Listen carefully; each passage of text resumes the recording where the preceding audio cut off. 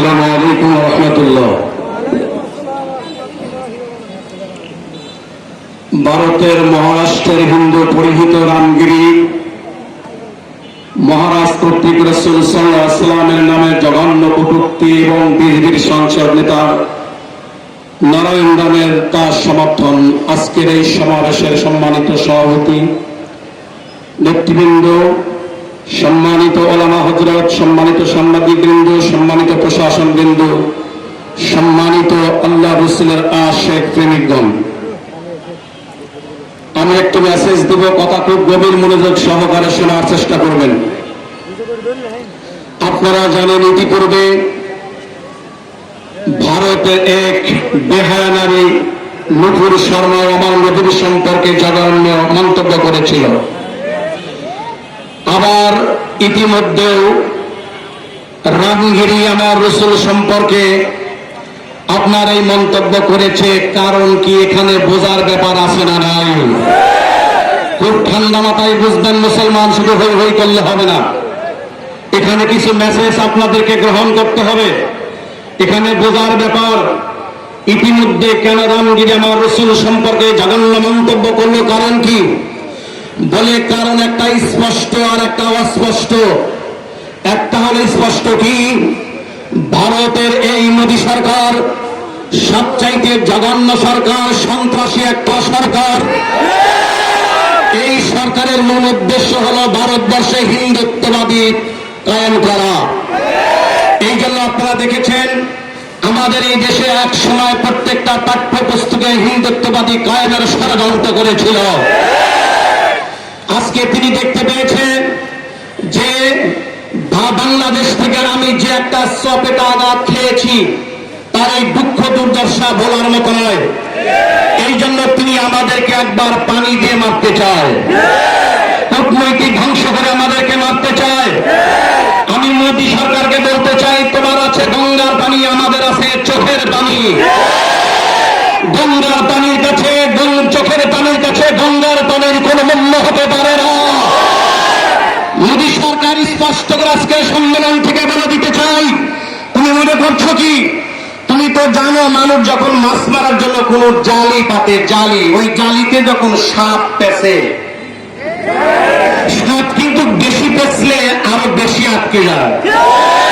যখন বেশি আটকে যায় তখন জালের মালিকের আঘাতে মারা যায়।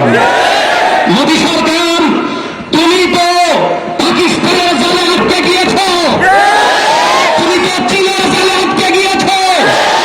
আমরা জাল খোলা রেখেছিলাম, এই ব্যবহারে আমরা জাল পেতে বাধ্য হব। আমাদের জালে তোমাকে পিষে মারবো। সম্মানিত সুদেশী, এখানে আরেকটা মেসেজ আমি আপনাদেরকে দিতে চাই।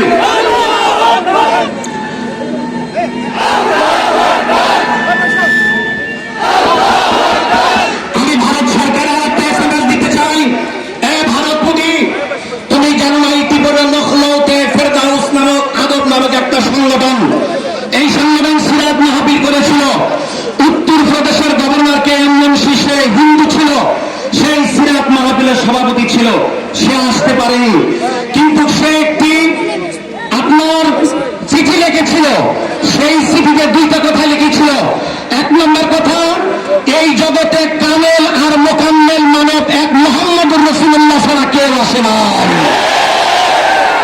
দুই নম্বর কথা লিখেছিল, হিন্দুস্তানের আইন ব্রিটিশের সময় অস্থায়ী কংগ্রেস সরকার গঠিত, সে সময় এই গান্ধীজি একটা কথা বলছিল, হে ভারতবর্ষ, তোমরা যদি মাথা উঁচু করে দাঁড়াতে চাও তাহলে আবু বকর আর ওমর রাদিয়াল্লাহু তাআলার আদর্শকে গ্রহণ করো।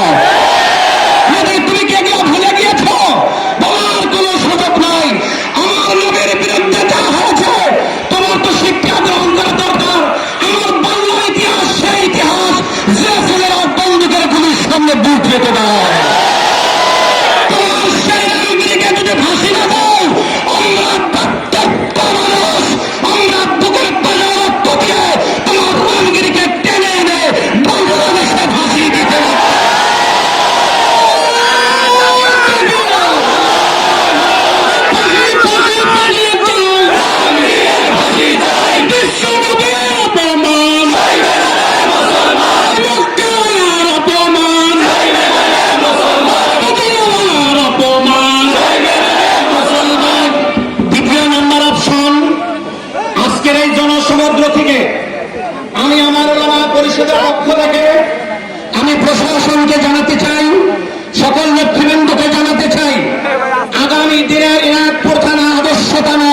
গঠন করতে চাই।